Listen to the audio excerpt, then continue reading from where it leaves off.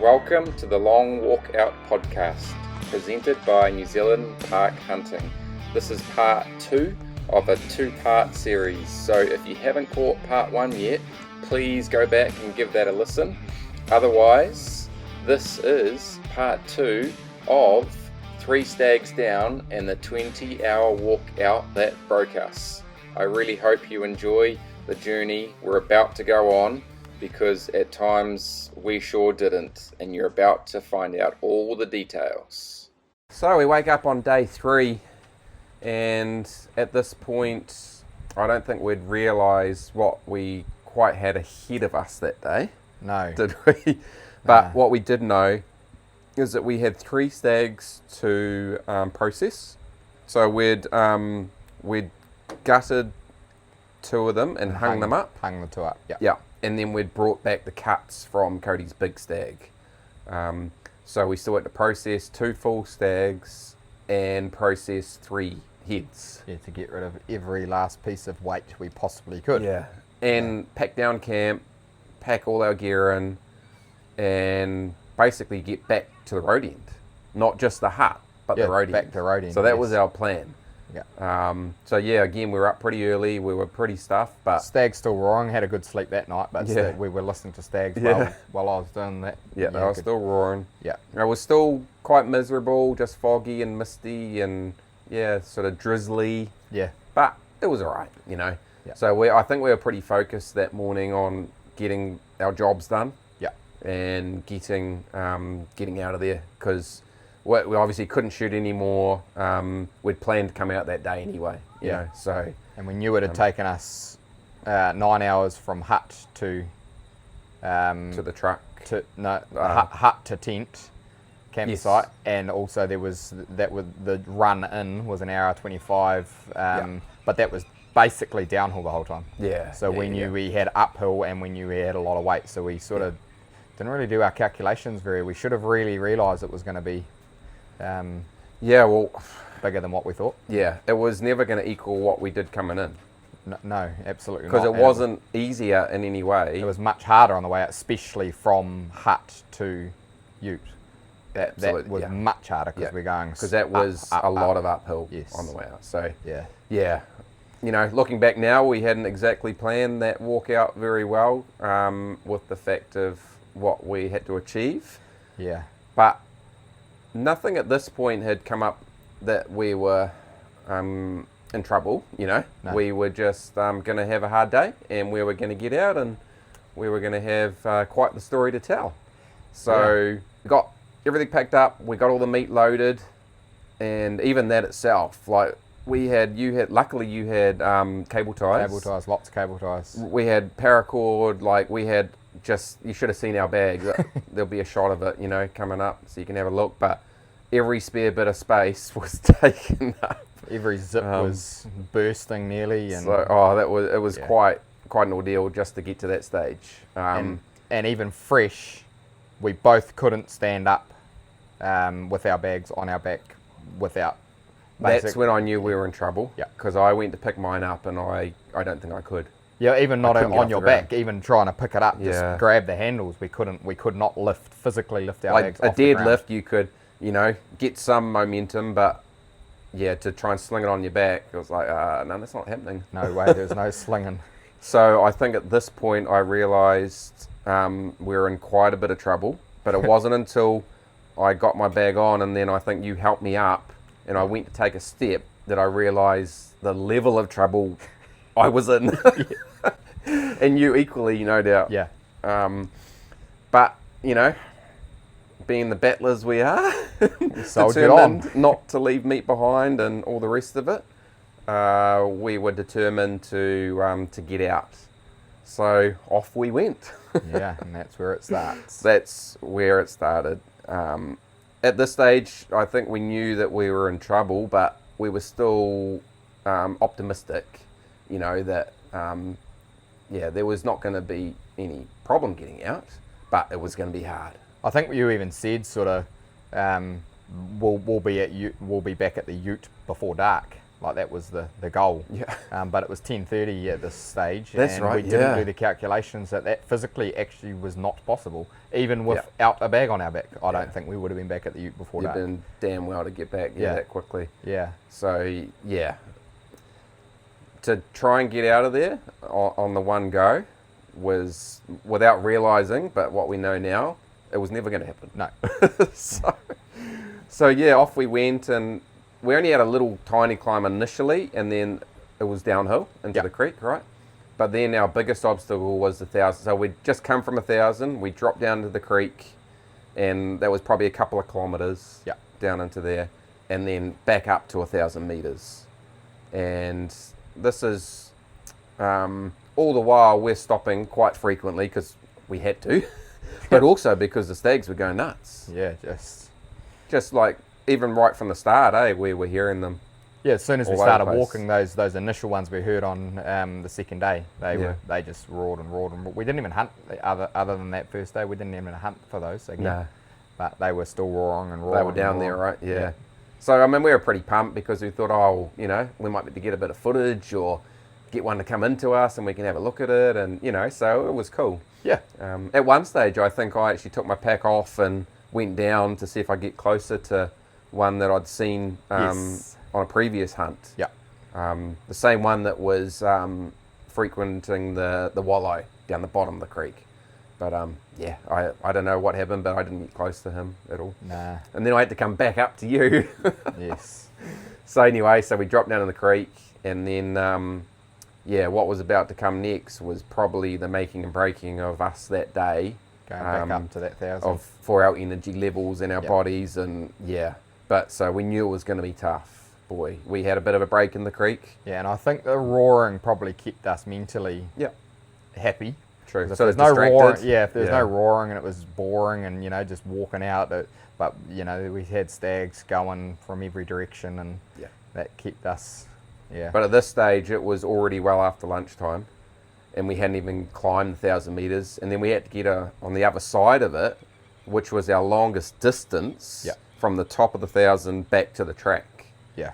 Once we were back to the track, we knew that we'd be okay, but the bush bashing and stuff required for the off-track stuff makes that even that bit harder with load, of course, because we reckon we probably had close to 80 kilos. Well, each. yeah.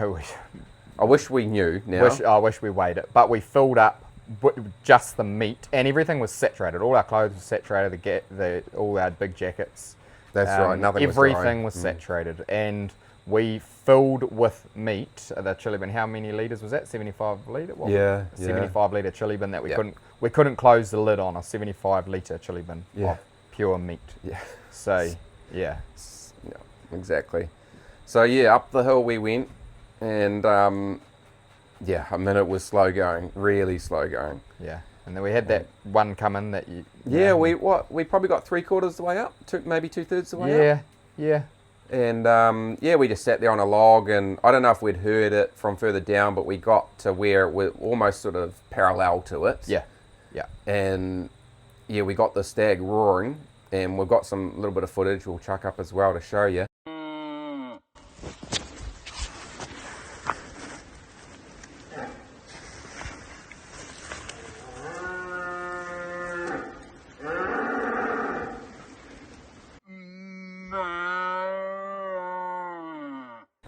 And it was the same sort of roar as this big boy. It was that aggressive, angry, different sounding to any of the other roars again. And he just sounded that, that bigger.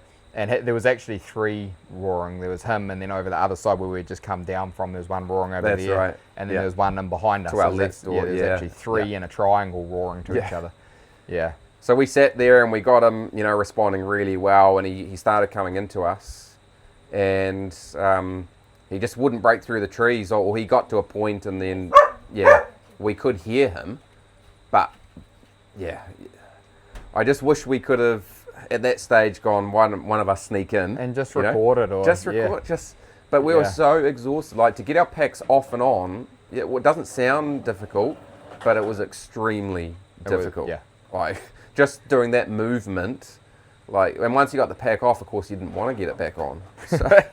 So we just sat there and we thought, oh no, he'll break through, and he didn't, but we got some footage of the roaring. I think he got close enough to see us. Yeah, maybe we he didn't did see us because we were in the open. Yeah, because you pulled up your gun at one point so Yeah. I don't think you were going to shoot him unless he was a record breaker. Yeah, and we would have come back and got him or something. But probably just to see through the scope, or you sort of were trying to look, and I think he's seen us. Yeah, because we were on that spur and we didn't make any effort to disguise ourselves. Within 40 metres, he come right in again. So looking back now, but we weren't thinking straight at that stage, and it was probably 4 o'clock.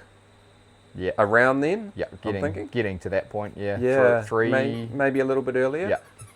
So anyway, we left him and we carried on up to the leading ridge. And the leading ridge, then we had to go up to the top of the ridge, which is the 1,000 metre mark, to get back on to where we'd, come up from on the first day. Yeah. So that was our plan. So we were on this leading ridge and we were on a relatively pretty easy going area of it, and Cody and I looked at the map and thought, is there a way that we can get down to the track a bit quicker?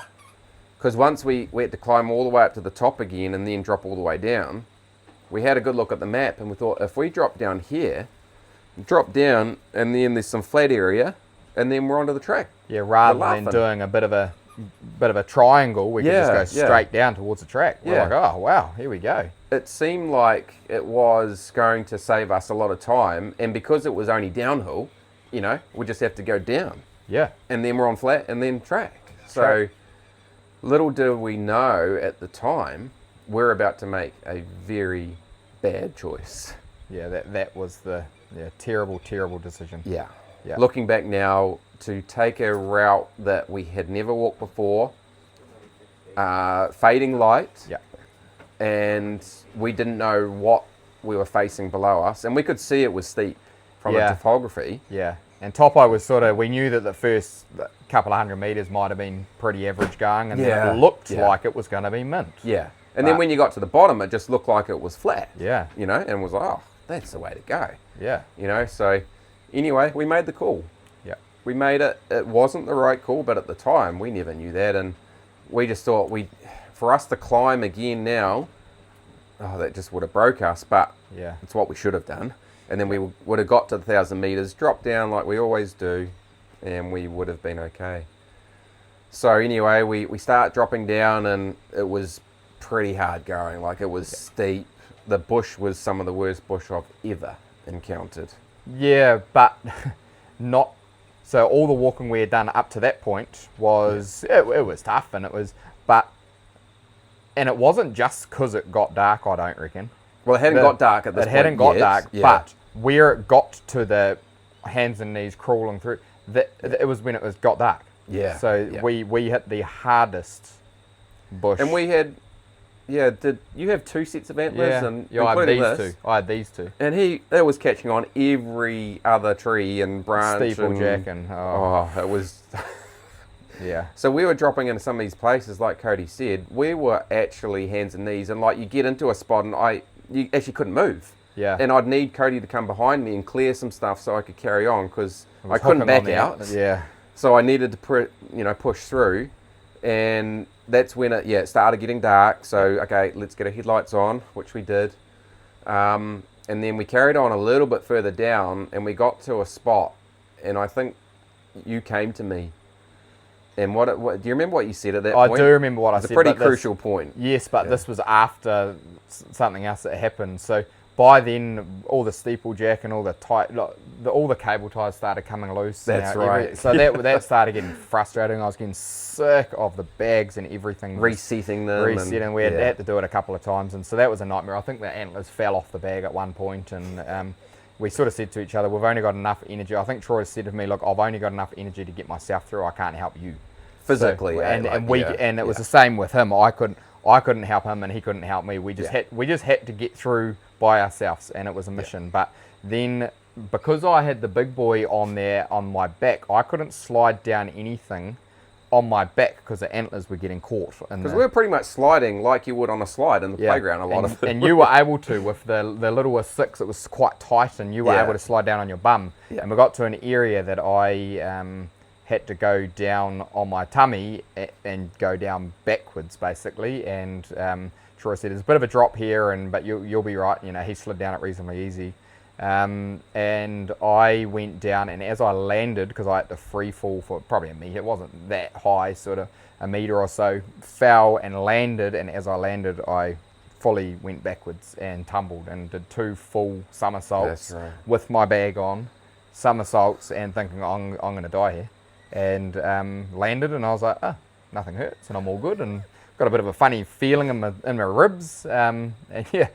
And then it was about half an hour after that is when I said to you, the line that you were asking was... we got to a moment, and remember, well, you won't know this, but we swore ourselves to secrecy. At some point on this trip, we said nobody is ever going to find out the details of what's happening to us right now. And little did we know it was going to get even worse. So a lot of these details, our wives don't know the full... No. Or anyone. I want to go hunting again. Yeah. Because the thing I felt in my ribs, I discovered, was one of the points had actually pierced and put a little hole in me, and I was like, so that's when I was like, oh, this is getting scary. And I went to Troy, and he was getting done at that point. He was, as you can imagine, we were both exhausted, but that's when I said the line of, Troy, I'm now scared for my life. That's right. Yeah. That was pretty tough to hear. Yeah. And we physically couldn't set a tent up where we were. Yeah. We were on, not vertical, but near on vertical. Because when you said that, I didn't, in my mind, I hadn't dismissed it or disagreed with it. Yeah. Because I actually felt the same. But I knew that I had to pull you back up. You had to. You were the reason to keep us going and get us to safety. You knew that where we were was not safe, and the hut was.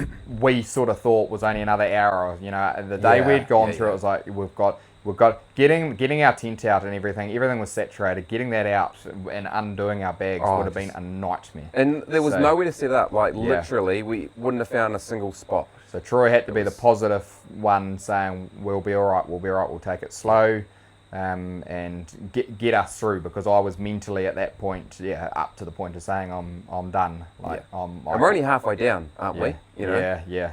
Really, we're only about halfway down. So I think that you got a bit of a second wind at that point. Yeah. You know. And that's where you reassured me, Cody, we've got to get to the hut. Yeah. We've got. Yeah. So I mentally had to go, okay, right. Yeah. Come out of it. Get out of it. Remember, we had no food either. No water. Yeah. Yeah. Which is embarrassing again. Exactly. Yes. Yeah. Yeah. We had water during the day and cross creeks and all that. Yeah. But to bring our weight down, and we didn't have any area to store water. So we had to go up to 1,000 and then back down again. So without water, basically. Yeah. So we carried on down, and like we were having multiple falls, like because those of you who have gone through the bush in headlights, you don't see the perspective of what's below your feet. Yeah. So your eyes and your torch is sort of ahead of you, but if you have your torch down, you don't see what's in front of you. Yeah. So you have to be looking ahead of you. So you get to spots and that would look okay, and you'd just free fall and slide, and oh, okay, yeah, sweet, I'm all right. Yeah. Sometimes you go, gee, that could have been a lot worse. And I got to one, and we were pretty close to the bottom at this stage. Very close to the bottom, which is so disappointing because of how it was almost like, really? Got to one of these situations, had no idea there was a fall there. I think I knew there was something in front of me, but I just went off it, and it was a lot more than I thought. Yeah, and did you somersault, or did you just sort of... I think I did, and then I put my arms down to stabilise me at some point of that falling, and that's when I tore all my tricep. Yeah, and seeing that and hearing that, and it's just freaky, like just, you don't know if Troy's going to reply back at that point. It's like, oh, is he dead? Like, what? And then, he's like, I'm all right. And it's like, oh, thank goodness. I would have said that even if I wasn't. And then you try to fob it off, and you didn't even tell. I didn't actually even know about your arm until I think we were home. Probably. Yeah, you didn't even tell me about your arm because you had to get us to the hut, and you wouldn't have wanted me to know that you were bad. So we made it to the bottom, which mentally was a good milestone for us. Oh yeah, getting that. Yeah. But then we were bloody 20 metres from what felt like 20 metres to the track, and we just could not. Well, it was more than that, but each time we thought we were getting closer, you go through some flat, and then you'd hit this creek or this depression. Yeah. And you drop down, and then to climb out of those, I was using everything I had left. Yeah. We couldn't help each other because pulling and pushing and you didn't have energy for that. And by now it's 11 o'clock at night too. Yeah. Yeah. So. And if you take your bag off, you're not going to get it back on. So, yeah. And I don't know, it seemed like we had half a dozen of those that we went through. Yes, yeah. It looked like it was meant to be flat, and then the track was right there. But it just wasn't, And we're having little bits of water, but, not enough to keep us hydrated, just, because we knew that we needed to. Yeah. So we were having little bits of water here and there through these little creeks and whatnot. But do you remember the roaring through that area? Oh yeah, we had one come. We had one come right into us again. Yeah. So that was picking us up again. Yeah. And we knowing we were that close to the track too was that true. mentally was amazing. We were getting close. Had we called at that point that we're not. We were obviously aiming for the hut now, not the ute.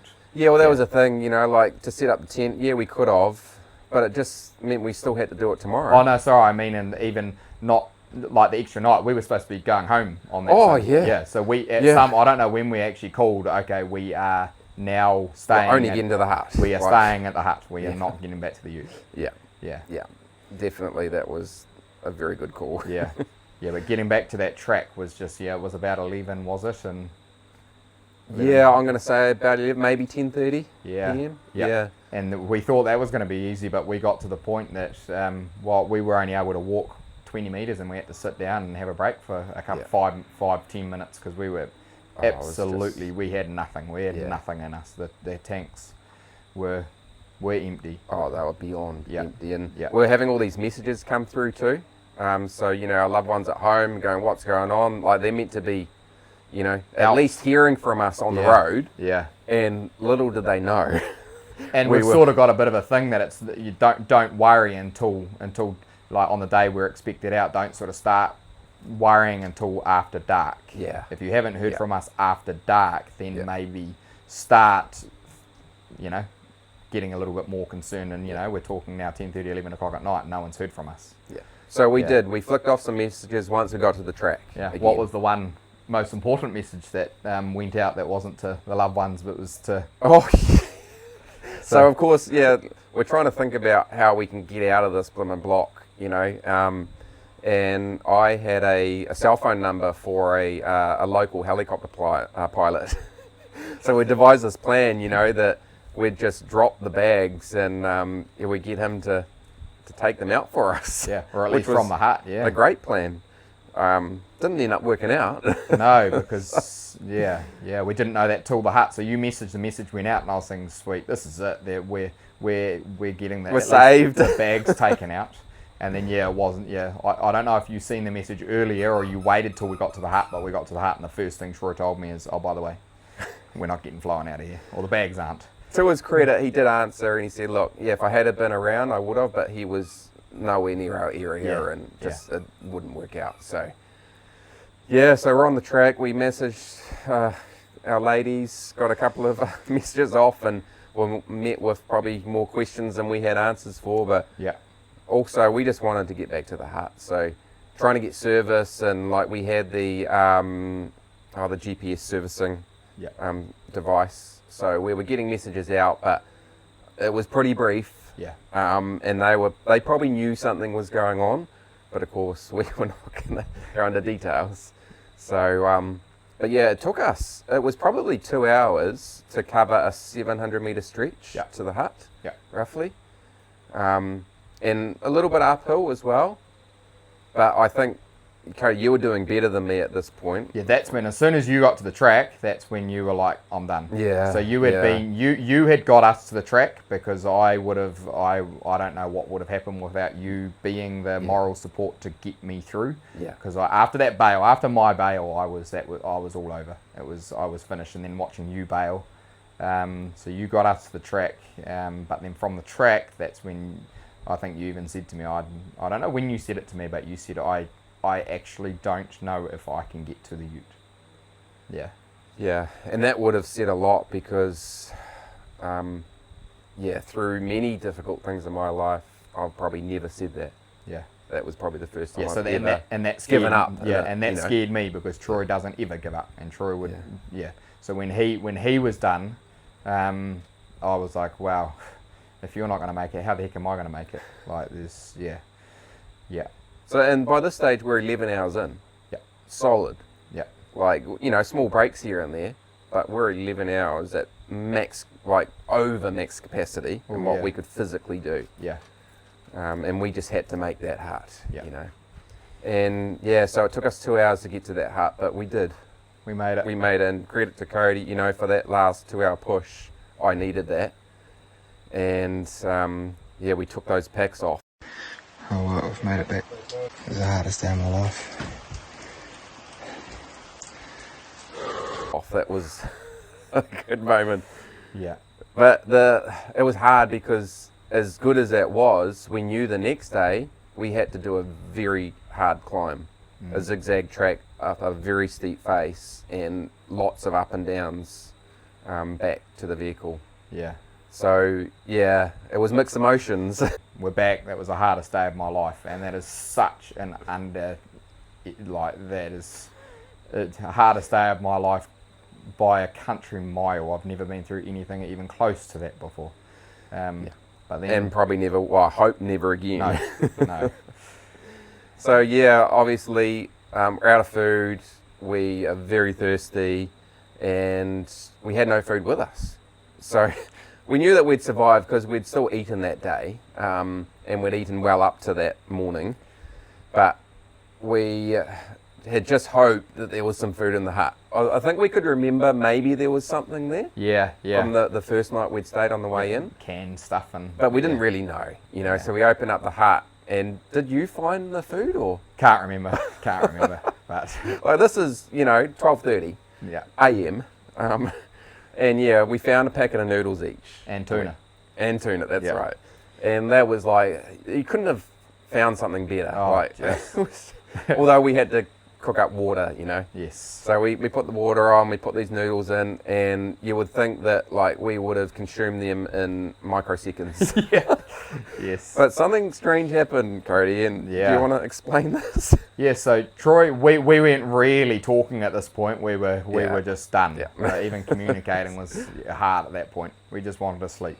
And I was eating these noodles, and I was wondering why the roof of my mouth was absolutely burning to the point that I nearly couldn't eat the food. And I should have, like Troy said, just inhaled this and 4 times over. And I could hardly finish. And I said to Troy, because he was struggling, and I sort of said to him, why aren't you eating that? And he's like, oh, the roof of my mouth's burning. And I was like, I couldn't chew. I was like, so's mine. I can hardly even eat this, and both of us were sort of dumbfounded by that. Was it the mix of the noodles and the tuna, because we just mixed it all together? It wasn't till I got out and looked it up, why was the roof of my mouth burning after eating it, and came back saying that is severe dehydration. Yeah, and we had no idea. Yeah. We hadn't even clicked that we might need to have a whole lot of water after 13 hours of the most difficult adventure of our life. Yeah. So we managed to get them down eventually. We ate. It was very slow. It was the hardest meal I've ever eaten. Yeah. But also the best. It would have taken us half an hour at least to eat these noodles when we were dying to get to sleep. And then we were just straightening our sleeping bags and out like a light. We were out. Man. And that was the end of our 14 hour walkout. Yeah, 10:30 till 12:30 a.m. Oh, day 4. I think we set the alarm for probably 6 o'clock. Yeah. Is that right? Yeah. 6:30 maybe. yeah, we were already in quite a bit of trouble because we were meant to be working. Yeah. It was a work day. It was Monday. And yeah, we still had a big walk out and then a big drive home. Yeah. So it was still another big day ahead. And at this point, again, very limited food because we were fully relying on what was left at the hut. And I think we scrambled together whatever we could find. Yeah. Whatever was left. Barley sugars or whatever it was. Yeah. Yeah, a little bit of energy, something to get us back up to the vehicle. And boy, was that hard to put those packs on again, eh, Cody? Oh, yeah. Yeah.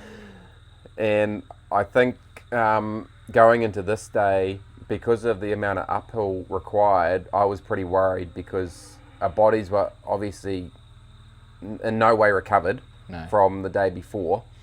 And we'd only had, a maximum of 6 hours sleep, even less, probably five and a half hours sleep.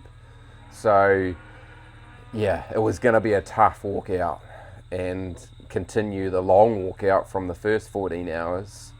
And I knew that it was probably going to be around 4 to 5 hours out from there, is what I estimated it out to be.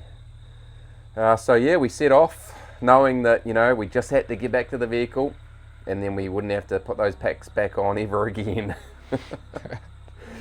So, yeah, I think we started off reasonably okay. It's kind of relatively flat for the first, half kilometre, something like that. Yeah, yeah. But yeah, you hit the creek and then you have to go up the zigzag track, and yeah, that's when it really hit. Yeah, that was terror. That was a tough climb, really tough.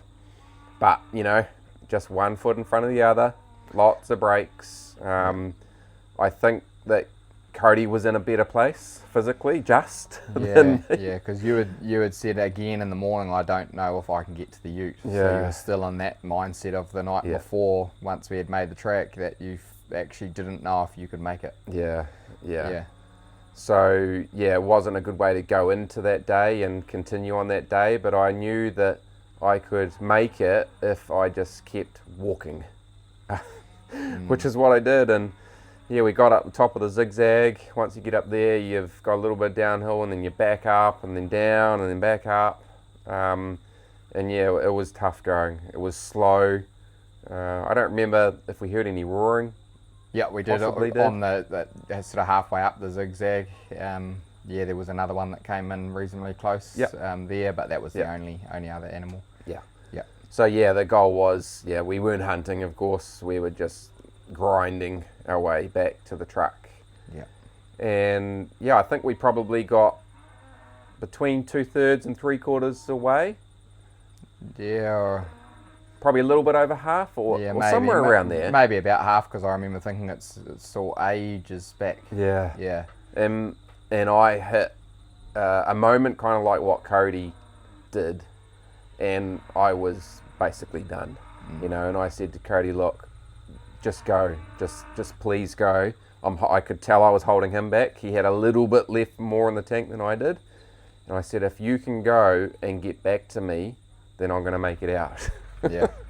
And that's the only way I'm going to make it out. Yeah. Is that what you remember of that moment? Yeah. You have to go and get back. If you can walk any faster than me, then you go, get back, empty your bag, and then come back and take some weight off me. Yeah. So then I was on my own, which didn't help the situation, but I knew that Cody, being the type of person that he is, he would make it back and he would come back to me.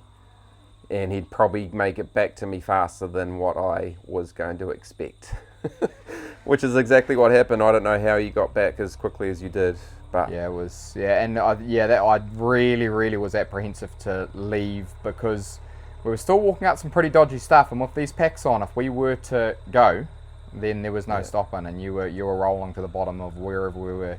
Yeah. And I didn't want to split up for that reason, and just we sort of mentally needed each other's support to even if we sat down, and we were sitting down every 20 meters at this point, we needed to help each other up. We physically couldn't stand up by ourselves. So when Troy was saying, Cody, you're going to have to go, I was like, wow, how are we going to do this by ourselves?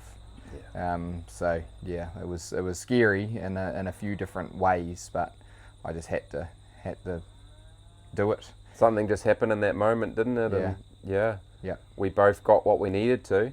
Yeah. And then so you got back. Yeah.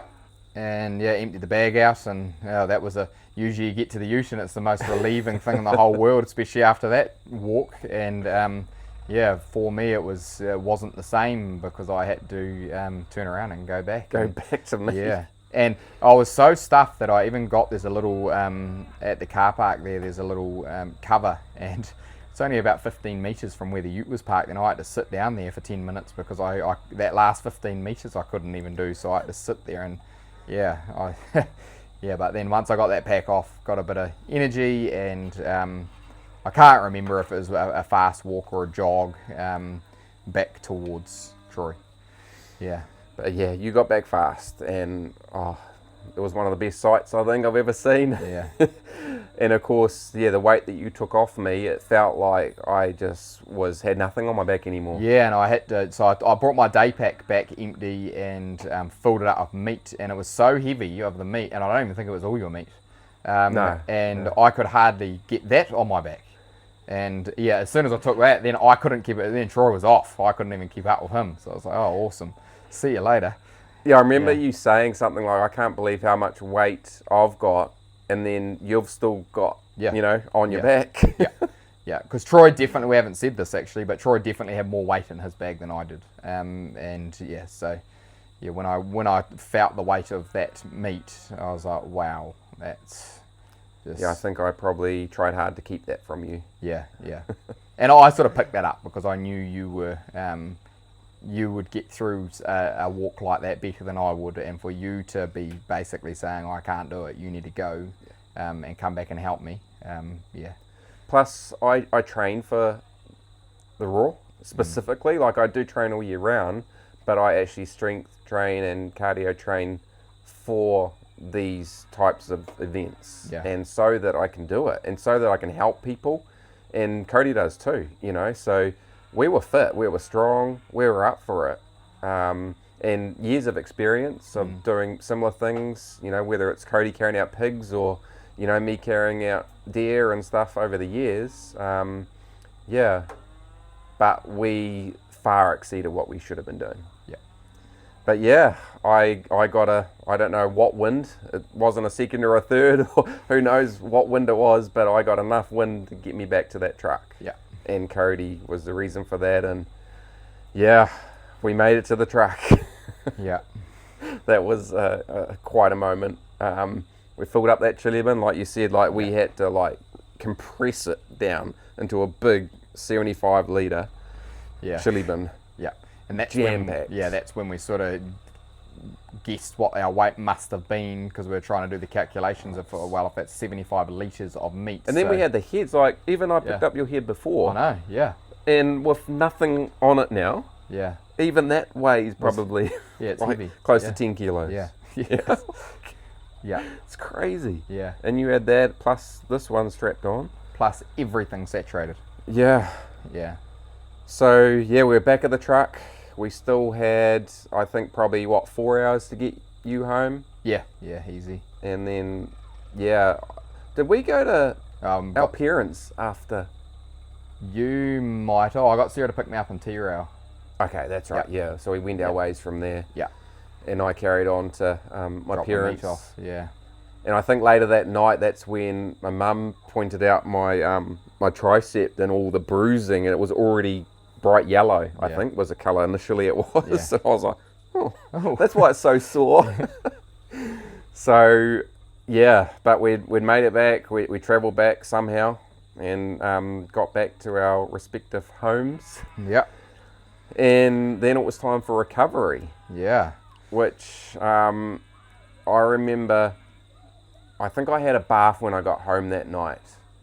And I could not believe how sore my body was. My body was the sorest over everything, every muscle, every joint. It was just pain everywhere. And I know Cody will be the same or worse as well, but I didn't know something that happened during your recovery. So do you talk to that? In fact, I even forgot about this. My body, we got some photos, but the bruising and the scratches and stuff on both legs, both arms, the stab wound from the antler, it was unbelievable. But Sarah, my wife, only told me this the other day, and I forgot. She said that because we were talking about doing this, and she told me that I was actually having nightmares and I couldn't sleep for about a week during the night. So I actually don't remember that, but she was saying, do you not remember the nightmares? You were waking up with these terrors or whatever, and not sleeping for a week. And you were bruised and battered and antler stabs and all sorts. But Sarah's parents actually have told her that they thought there's more to the story, that we weren't letting anyone know that we actually got found in the bush and beaten. They thought there's something weird about there's more to that story that they're not telling us. Well, you know they're going to know now. Yes. And we did get beaten. We did. Yeah. Oh, it wasn't by another human. Yeah. But boy, I think I would have preferred to get beaten by another human. Yeah, that was, Oh. So, what did you learn, Cody, and what would you do different? A lot.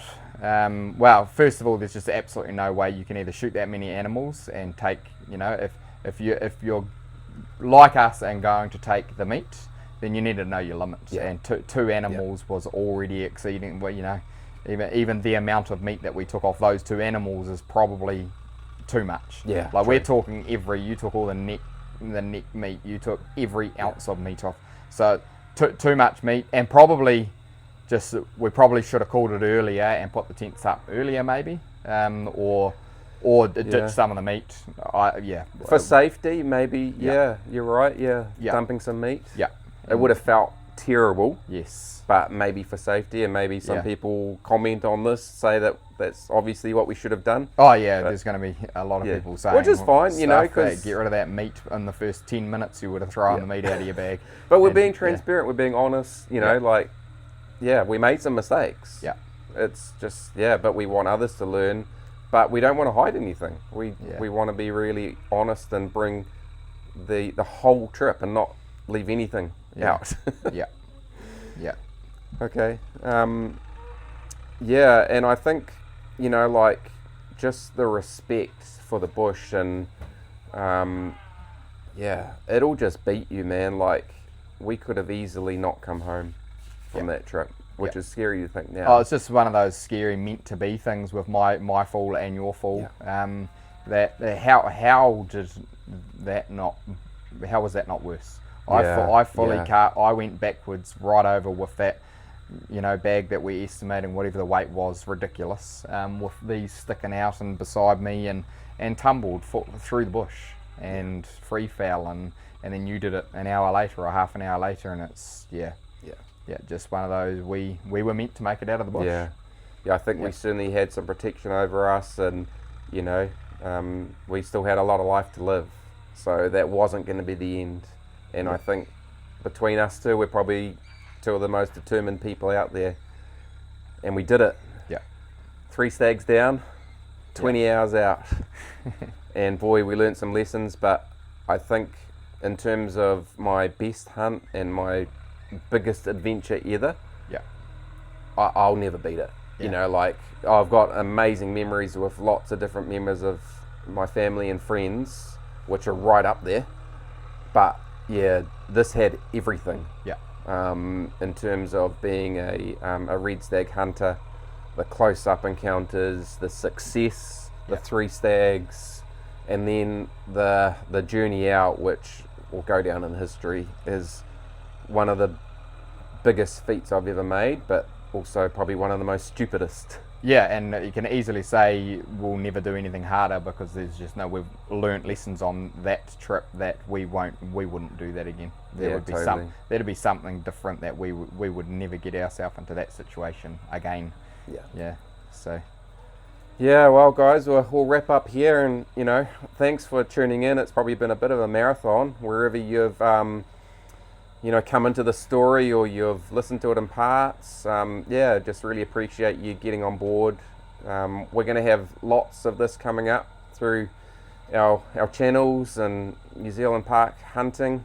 We're going to have guests just like Codi popping up, and we'll have some fresh stories coming up. We'll have some historic ones, but we just really want to capture the essence of what this backcountry hunting is all about, and the teamwork, the ups and the downs, and just why we love it so much. Sometimes you get the animal, sometimes you get the story. Respect the land, respect the hunt. We'll see you next time. Big thank you to you, Codi. What an incredible adventure, and I'm just so thankful for you being so vulnerable and sharing your memories and your side of the story. I'm sure we'll see you again soon on another podcast.